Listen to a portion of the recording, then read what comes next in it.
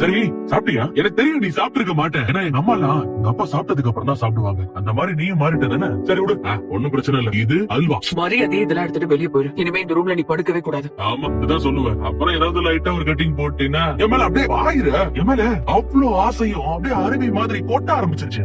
அப்படிதானே? பூ வச்சுக்கோ. நான் தான் வேணாங்கிறல. போ போறியா இல்லையா? ஐயோ பல்லவி, இந்த பூவெல்லாம் கட்டி விட கூடாது. இதெல்லாம் அம்மாக்கு தெரிஞ்சா எவ்வளவு வருத்தப்படுவாங்க தெரியுமா? இது பாட்டிக்கு மட்டும் தெரிஞ்சதுன்னு வச்சுக்கோ, உனக்கு பக்கத்திலே உட்காந்து கிளாஸ் எடுக்க ஆரம்பிச்சிரும். என்ன வாசனை! நேத்து இது மரம் கொஞ்சம் மிஸ்ஸிங். இது மட்டும் இருந்திருந்தா வேற லெவல். சூப்பரா இருந்திரு. பரவாயில்ல விடு.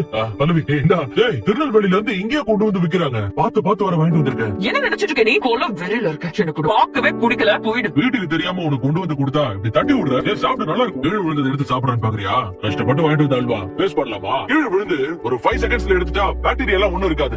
கடவுளே, என்ன பட்டுன்னு படுத்துட்டா? பல்லவி, நான் எங்க போனலாம் கேட்க மாட்டியா நீ?